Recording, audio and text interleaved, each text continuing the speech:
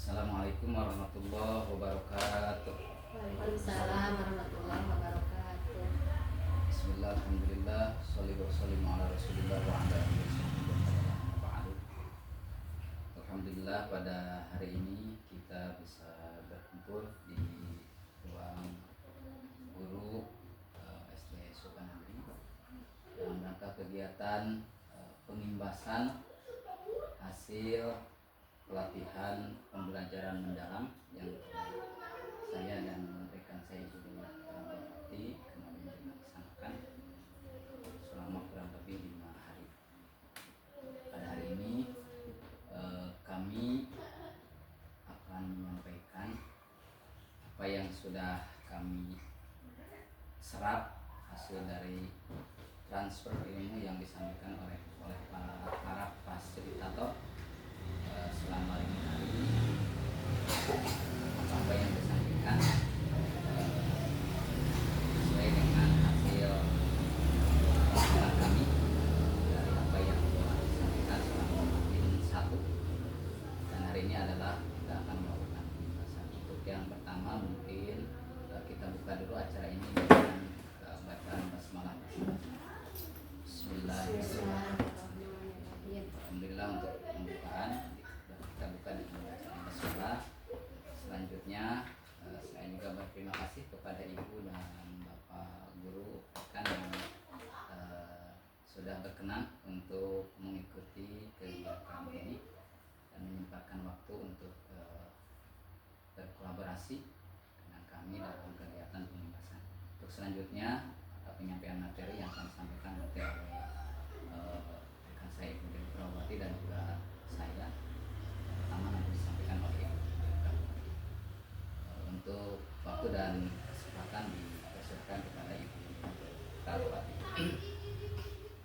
Bismillahirrahmanirrahim. Assalamualaikum warahmatullahi wabarakatuh. Waalaikumsalam warahmatullahi wabarakatuh. Baik, sekarang saya akan menyampaikan modul pembelajaran mendalam, yaitu modul 1 tentang pola pikir bertumbuh. Pola pikir, apa itu pola pikir? Pola pikir adalah cara kita memandang diri sendiri dan dunia, membentuk keyakinan, perilaku, dan reaksi kita terhadap berbagai situasi. Di sini ada pola pikir bertumbuh. Menurut para ahli, kalau orang berpikir dengan growth mindset, maka dia yakin masalah yang hanya sedikit itu jalan keluarnya banyak. Karena itu jangan menyerah, jangan putus asa, yakinlah ada jalan keluarnya.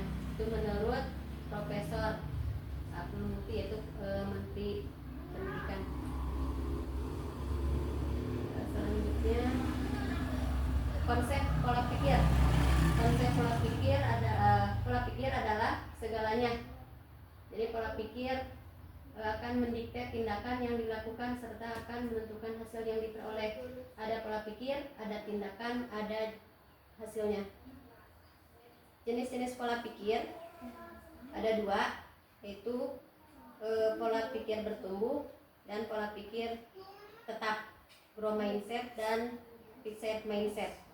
Pola pikir bertumbuh atau pola pikir atau growth mindset, keyakinan bahwa kecerdasan dan keterampilan bisa dikembangkan lewat belajar dan usaha. Kalau pola pikir tetap, fixed mindset, bahwa keyakinan, kecerdasan, dan keterampilan bersifat tetap yang tidak banyak bisa diubah. Selanjutnya pola pikir tetap versus pola pikir bertumbuh. Kalau menurut pola pikir tetap, kalau ada tantangan, challenge atau tantangan, menurut PPT itu pola pikir tetap menghindar, tapi pola pikir bertumbuh akan menerima. Terus kalau ada rintangan, nah yang ini rintangan, obstacle. menurut pola pikir tetap akan menyerah, tetapi kalau pola pikir bertumbuh akan bertahan. Oke, pola pikir tetap akan menyerah, pola pikir bertumbuh akan bertahan. Terus kalau ada effort, upaya, usaha, PPT akan mubazir, katanya mubazir. Tapi kalau PPB itu adalah peluang. Kalau ada kritik menurut PPT itu adalah serangan, tapi yang berpikir bertumbuh, pola pikir bertumbuh itu adalah informasi. Terus selanjutnya sukses order, sukses orang lain sukses. Kalau orang lain sukses menurut pola pikir tetap itu adalah ancaman, tetapi menurut pola pikir bertumbuh itu adalah inspirasi.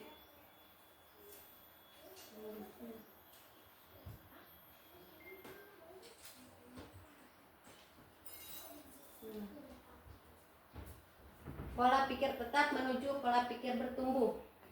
Ini ada belajar cara menghasilkan suara dari PPT. Suara yang menimbulkan kekhawatiran itu suara PPT, menimbulkan kekhawatiran dalam menghadapi tantangan dan kesulitan. Sadari bahwa kita punya pilihan. Berbicara kembali dengan suara PPB. Suara PPB akan menimbulkan optimisme dalam menghadapi tantangan dan kesulitan. Jadi melakukan aksi sesuai dengan suara PPB.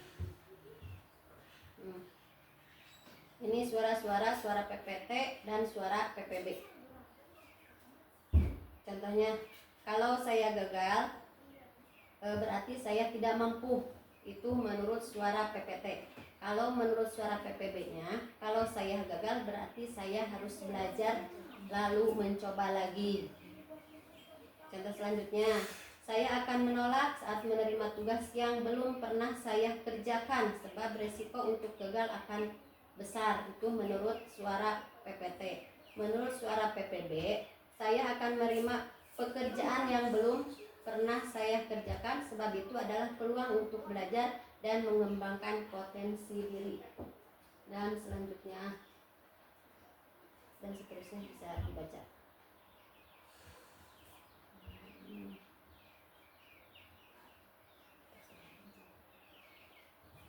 Nah, ada peran pola pikir bertumbuh dalam pembelajaran mendalam. Di sini ada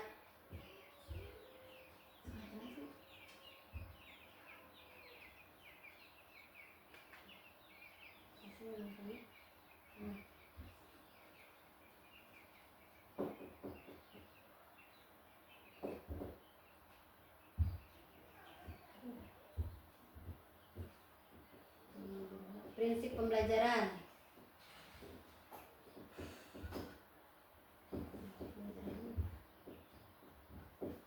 Prinsip pembelajaran prinsip pembelajaran itu ada berkesadaran, bermakna, menggembirakan. Dan yang keduanya dimensi lulusan.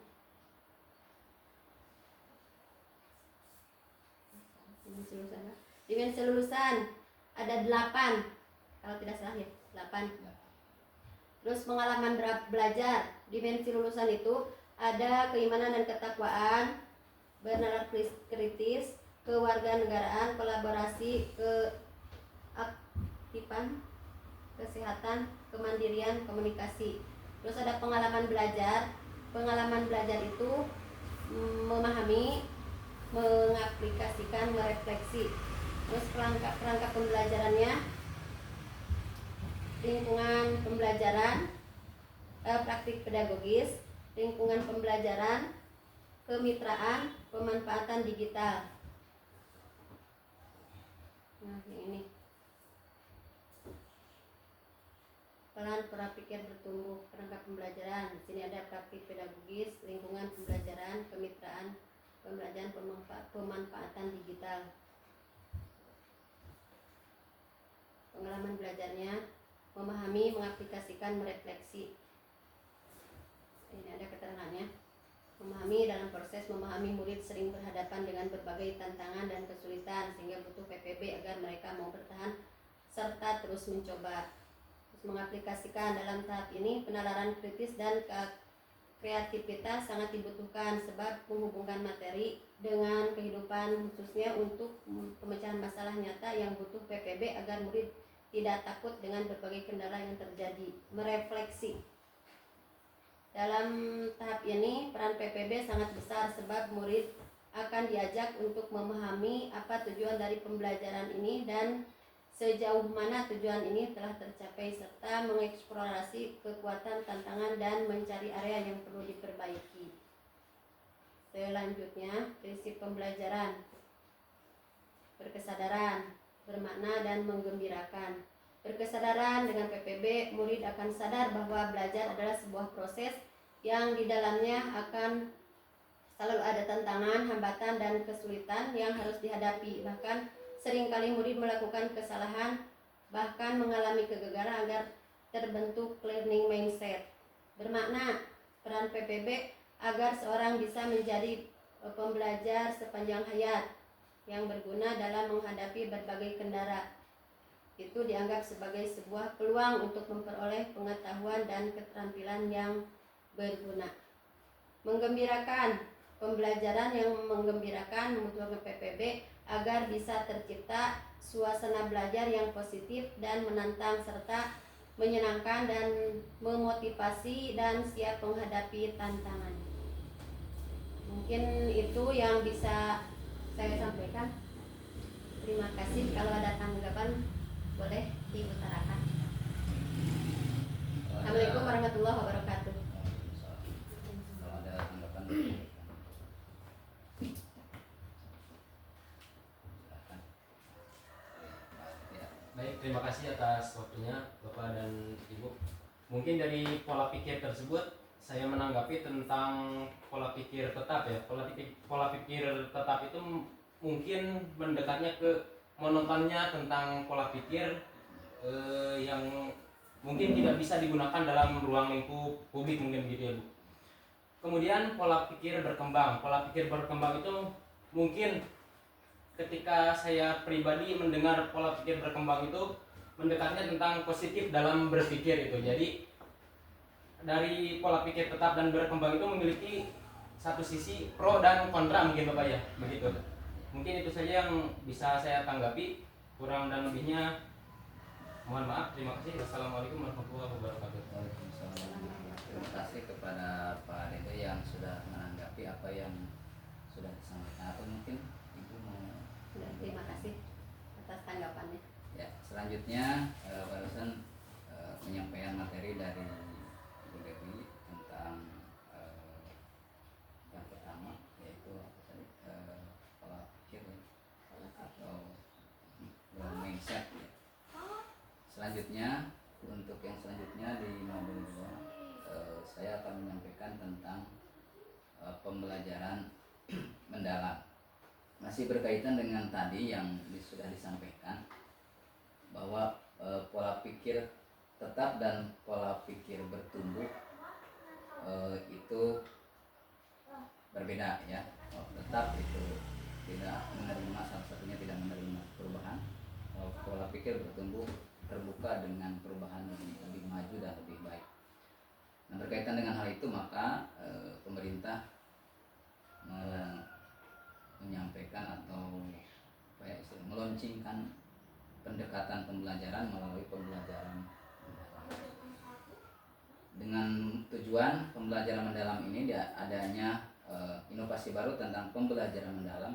Ini adalah untuk menuju pendidikan bermutu untuk semua, artinya untuk menuju lebih baik sesuai dengan konsep pola pikir bertumbuh. Maka keberlanjutan pola pikir bertumbuh itu bisa teraplikasi dalam dunia pendidikan, yaitu dengan salah satunya dengan strategi atau pendekatan pembelajaran, yaitu pembelajaran mendalam dengan tujuan menuju pendidikan bermutu untuk semua. Lalu kenapa harus ada pembelajaran mendalam? Latar belakangnya salah satunya pemerintah sudah memberikan salah satu yang melatar belakangi. Yang pertama karena perubahan masa depan sulit diprediksi. Artinya kita tidak tahu 5-10 tahun yang akan datang bagaimana dunia pendidikan itu akan berubah dan mungkin akan lebih sulit. Itu perlu dihadapi oleh generasi, terutama generasi kita sebagai generasi pendidik yang akan melanjutkan kehidupan di dunia pendidikan. Selanjutnya yang kedua, permasalahan mutu pendidikan, literasi, numerasi, keterampilan berpikir tingkat tinggi, dan ketimpangan pendidikan. Masalah mutu pendidikan yang masih terjadi ketimpangan pendidikan ini yang mendasari, kemudian kemampuan literasi, kemampuan numerasi siswa baik dari sekolah dasar sampai sekolah menengah itu masih memiliki ketimpangan. Yang selanjutnya melatar belakang tentang bonus demografi tahun 2035 dan visi Indonesia tahun 2045 masing-masing. Selanjutnya kompetensi masa depan, artinya semakin maju dunia, semakin berkembang berbagai perkembangan dunia, maka perlu juga cara menghadapinya, salah satunya melalui dunia pendidikan. Itu latar belakang yang menjadi melatar belakangi adanya pembelajaran mendalam yang berfokus kepada peserta didik atau siswa. Kalau melihat hal itu karena salah satunya tadi di numerasi dan juga di literasi. Keterampilan berpikir tingkat tinggi peserta didik Indonesia masih rendah. Artinya kalau melihat dari hasil survei ini, maka 99% tahun 2022 para murid Indonesia hanya bisa mencapai soal level 1, artinya masih berpikir tingkat rendah ya. Karena baru hanya 1% yang sudah berpikir tingkat tinggi, artinya ini masih jauh. Untuk itu maka perlu adanya satu strategi pembelajaran, pendekatan pembelajaran yang bisa meningkatkan tingkat berpikir yang lebih tinggi. Berarti masih jauh dari dengan 1% dengan 99%, berarti masih jauh perkembangan. Kemudian mengapa perlu pembelajaran mendalam? Salah satunya yang mendasari artinya melengkapi pendekatan pembelajaran dengan menambah karakteristik praktik pedagogik yang di dalamnya adalah adanya keterlibatan antara guru dengan peserta didik dan subjek belajar serta memperoleh pengalaman belajar yang bermakna. Jadi ada keterlibatan yang nantinya memiliki hasil pembelajaran yang bermakna, kemudian berkesadaran. Di sini guru sebagai fasilitator dalam kegiatan pembelajaran mendalam, guru lebih membangun kesadaran peserta didik untuk menjadi pembelajar yang aktif, termotivasi secara intrinsik untuk belajar, serta aktif mengembangkan belajar untuk mencapai tujuan. Secara sadar, siswa itu memiliki pemahaman bahwa pendidikan itu memang sangat penting, sehingga mereka termotivasi untuk terus belajar dan terus belajar. Kemudian memuliakan ini guru dan peserta didik lebih saling menghargai dan menghormati potensi, martabat dan nilai masing-masing. Artinya dengan memuliakan ini maka kita memuliakan manusia ya, karena manusia itu sehebat apapun teknologi tapi tetap manusia itu memiliki martabat yang berbeda dengan kecerdasan teknologi. Artinya rasa empati dan lain sebagainya dengan memuliakan siswa sebagai bagian daripada kemanusiaan yang memiliki martabat, memiliki potensi yang berbeda-beda. Kemudian pengembang budaya belajar. Di sini guru lebih mengembangkan kreativitas dan berinovasi dan melibatkan peserta didik dalam mengembangkan pengalaman belajar. Artinya guru ini memberikan ruang kepada siswa untuk mengembangkan kreativitas dan inovasinya, sehingga tumbuhlah anak ini minatnya, inovasinya, kreativitasnya dengan diberikan berbagai pengalaman belajar, sehingga mereka lebih berkembang dan lebih baik lagi. Selanjutnya pemanfaatan teknologi digital. Kita tidak akan bisa memungkiri bahwa sekarang adalah saatnya zaman digital, zaman segala sesuatu itu pemanfaatan teknologi itu sangat besar. Maka dalam kegiatan pembelajaran itu perlu adanya pemanfaatan teknologi ya, yang membantu sehingga karena pemanfaatan digital ini untuk mensukseskan pembelajaran mendalam. Kemudian selanjutnya multi atau interdisiplin ilmu pengetahuan. Guru dan peserta didik lebih dapat menerapkan multi atau interdisiplin ilmu pengetahuan dalam proses pembelajaran. Artinya menyambungkan dengan berbagai mata pelajaran lain, misalkan pelajaran IPAS, pelajaran KN, ada pembelajaran PAI-nya atau pembelajaran akhlaknya dan lain sebagainya. Artinya ada multidisiplin pembelajaran, tidak terpaku dalam satu mata pelajaran. Itu selanjutnya pembelajaran mendalam itu apa? Pembelajaran mendalam adalah merupakan pendekatan memuliakan dengan menekankan pada penciptaan suasana belajar dalam proses belajar kesadaran bermakna dan membiasakan melalui olah pikir, olah hati, olah rasa, dan olahraga secara holistik dan terpadu. Pembelajaran mendalam itu adalah bukan kurikulum tapi lebih ke pendekatan pembelajaran yang lebih menekankan nilai-nilai bermakna ya, kemudian mengembirakan, kemudian berkesadaran yang di sana melalui olah pikir, olah hati, olah rasa, dan olahraga yang mendalam ya. Artinya mendalam ini salah satunya lebih ke kenyataan atau pengalaman pembelajaran yang nyata, artinya diaplikasikan dalam kehidupan sehari-hari atau kejadian-kejadian yang memang siswa rasakan atau murid rasakan dalam kehidupan sehari-hari. Itu pembelajaran mendalam. Artinya kita mengangkat pembelajaran itu mengangkat dari kejadian sehari-hari mereka sehingga lebih terasa, lebih bermakna gitu ya, dengan secara berkesadaran dan juga dengan penuh kesenangan. Saya rasa dengan kejadian nyata yang dihadirkan dalam kegiatan pembelajaran, siswa akan merasa tertantang dan akan lebih nyata gitu, akan lebih terasa, lebih mendalaminya ya. Sehingga mereka akan lebih mudah menerima dan memahami konsep dan lain sebagainya, sehingga bisa diaplikasikan dalam kehidupan sehari-hari. Selanjutnya pembelajaran mendalam tadi sudah disampaikan, pembelajaran ini memuliakan dalam penerapan pendidikan. Pembelajaran mendalam semua pihak yang terlibat saling menghargai dan menghormati dengan mempertimbangkan potensi martabat Indonesia.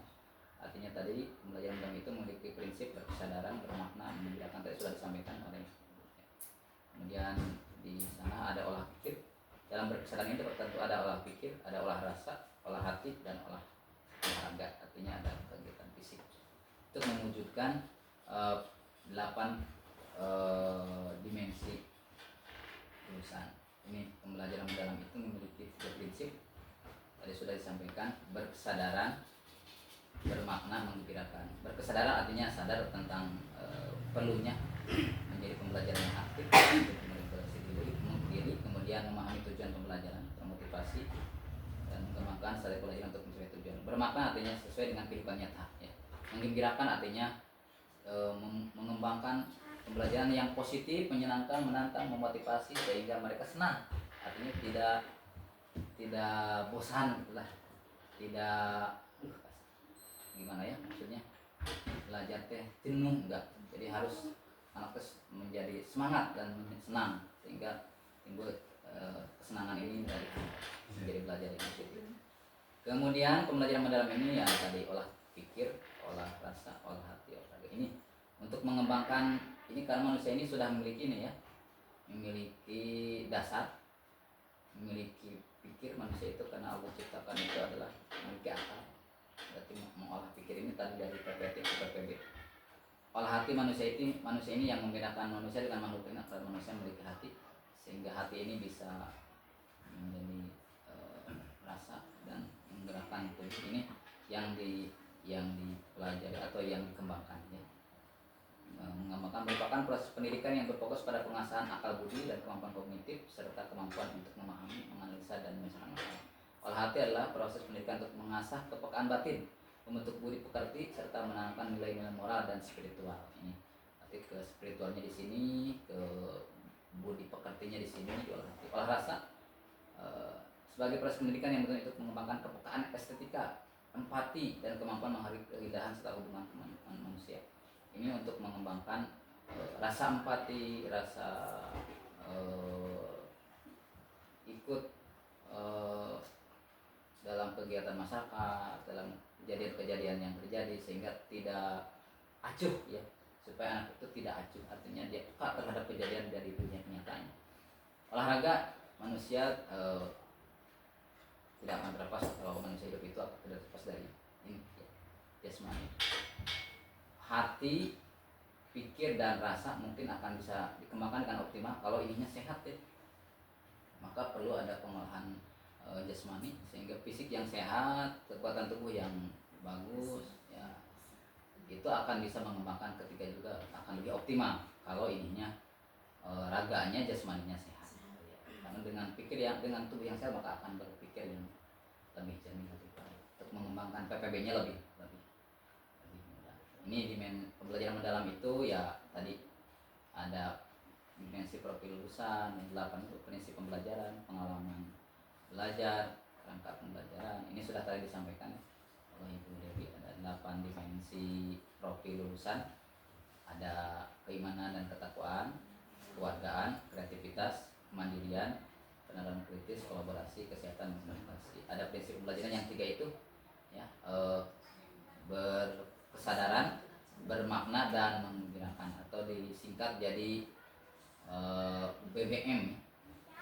BBM ya, BBM, kesadaran, bermakna, dan menggembirakan, singkat BBM. Ada kemudian pengalaman belajar, ada 3 pengalaman belajar, yaitu yang pertama memahami, kemudian mengaplikasi, kemudian merefleksi, atau disingkat jadi 3M ya. Memahami, kemudian mengaplikasi, dan merefleksi. Ada kerangka pembelajaran, pemanfaatan digital, lingkungan pembelajaran, praktik pedagogis, dan kemitraan pembelajaran.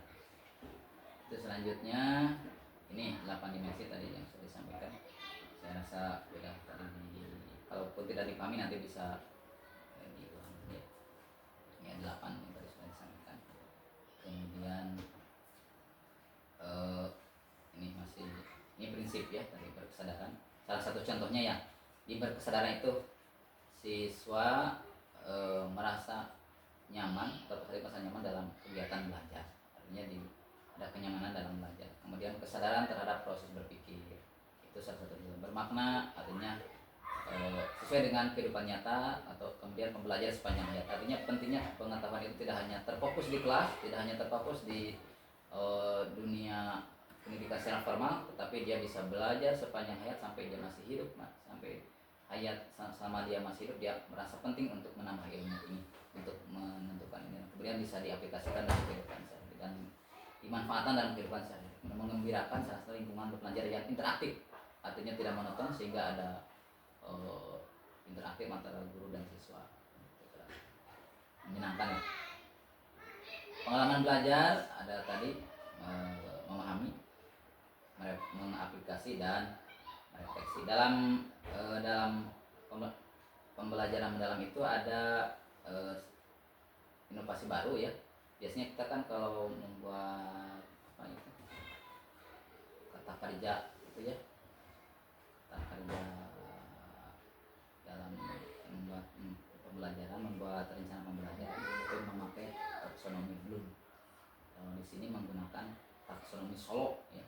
Yang ini memahami, aplikasi, dan merefleksi salah satunya. Kemudian pengalaman belajar itu memahami itu pengetahuan esensi, artinya pengetahuan yang esensial, pengetahuan aplikatif, pengetahuan nilai dan karakter. Kemudian mengaplikasi pendalaman pengetahuan dari hasil ini. Kemudian merefleksi itu regulasi diri dalam hasil diri dan pengembangan diri, mengevaluasi ya. Ini memahami, kemudian mengaplikasi, merefleksi, satunya pemahaman tentang pembelajaran mendalam, yang di sini adalah ada memahami, mengaplikasi, dan merefleksi. Ini sudah disampaikan. Kemudian taksonomi Solo ya, ini yang tadi bahwa ada salah satu inovasi baru bahwa di dalam pembelajaran mendalam itu menggunakan kata kerja operasional KO ya. KO-nya dari Solo ya, struktur of observation autonomous ya gitu. Biasanya kan dari taksonomi itu. Selanjutnya ini contohnya taksonomi Solo, mencipta mengevaluasi taksonomi awalnya ya, berfiksi outside ke mendalam, mereka dari bawah biasanya di garis bawah. Nah struktural, ini struktural, terus mengingat, memahami, multistruktural. Ini perbedaannya taksonomi Solo dan taksonomi Bloom. Pengalaman belajar memahami jenis karakteristik esensial yang tadi sudah sampaikan. Itu kalau misalkan itu lebih jauhnya bisa dilihat ya karena di modul ini. Kemudian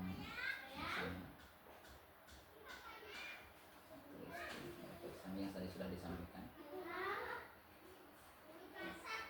Nih, contoh pengalaman belajar pada ranah afektif dan psikomotorik. Refleksi afektif, sikap dan perilaku dalam pola pembelajaran yang menunjukkan bagaimana peserta didik menerima, merespon, menghargai, mengorganisasi dan menginternalisasi nilai dalam kehidupan mereka. Ini kalau afektifnya, kalau psikomotoriknya ini keterampilan fisik, koordinasi gerakan atau tindakan nyata dalam pembelajaran yang melibatkan aktivitas motorik seperti tindakan fisik dan praktik langsung. Contohnya, guru memfasilitasi diskusi tentang isu sosial dan meminta peserta didik untuk menuliskan refleksi terhadap sikap mereka. Kalau dalam psikomotorik, contohnya peserta didik mempraktikkan keterampilan dalam situasi yang menyerupai dunia nyata seperti simulasi jual beli di pasar atau simulasi debat atau dibuat ya. Itu salah satu contohnya. Ya. Demikian kurang lebih seperti itu. Jadi kalau misalkan ada yang kurang dimengerti, mungkin demikian yang bisa saya sampaikan di modul 2 tentang pemaparan sedikit tentang pembelajaran. Mungkin ibu dan bapak ada yang mau menanggapi atau silakan. Assalamualaikum warahmatullahi wabarakatuh. Waalaikumsalam warahmatullahi wabarakatuh. Terima kasih Bapak Harun. Seperti yang tadi dijelaskan oleh Pak Harun bahwa pembelajaran mendalam itu ya sangat penting adanya keterlibatan antara guru dengan siswa, bahwa nanti akan tercipta pembelajaran yang sangat menyenangkan Ya. harus ya, mungkin itu saja. Terima kasih. Ya. Terima kasih kepada Ibu Gelis yang sudah menyampaikan tanggapannya terhadap apa yang saya sampaikan dan mungkin Ibu Gelis sampaikan. Mungkin refleksinya atau informasi dari Ibu Bapak, pentingkah ini pembelajaran mendalam kita terus kita kembangkan? Sangat penting. Sangat penting ya, sangat penting. Artinya kita harus bersama-sama mungkin berkolaborasi dengan teman-teman, dengan pimpinan dan juga stakeholder yang lain untuk menciptakan siswa yang menjadi siswa yang pembelajar yang hebat, sehingga pembelajaran nyata, pembelajaran bermakna bisa kita lakukan di kelas kita masing-masing. Artinya bukan hanya kami yang sudah diberikan pelatihan, tetapi ini semua kita harus bisa memahami dan kita harus bisa berkolaborasi. Yang pada intinya ya terfokus pada siswa. Artinya apa yang kita lakukan hari ini maka akan dapat dirasakan oleh anak didik kita mungkin 5, 10, 20 tahun yang akan datang. Hasil daripada pola pembelajaran kita secara jangka panjang, tetapi jangka pendeknya ya sesuai dengan mungkin dengan modul ajar atau perencanaan pembelajaran yang kita sampaikan. Artinya kita bisa memahami, kita bisa menyampaikan kepada siswa sehingga siswa memahami apa yang disampaikan, kemudian mengaplikasikannya, kemudian merefleksinya dalam setiap kegiatan pembelajaran. Jangka panjangnya itu yang tadi, tapi jangka pendeknya setidaknya kita bisa menyampaikan dengan pembelajaran yang berprinsip pada berkesadaran, bermakna dan menggembirakan. Demikian dari kami, mungkin cukup ya? Atau masih ada yang mau menanggapi? Cukup. Nah, alhamdulillah itu pemaparan kami di pengimbasan di hari ini untuk kegiatan pertama. Mudah-mudahan ada manfaatnya dan mudah-mudahan kita bisa mengaplikasikan dalam kegiatan pembelajaran kita. Dan terima kasih kepada semuanya, kepada Ibu dan Bapak yang sudah berkenan bisa berkolaborasi dengan kami, dan dan kita terus berkembang. Demikian, wassalamualaikum warahmatullahi wabarakatuh. Waalaikumsalam warahmatullahi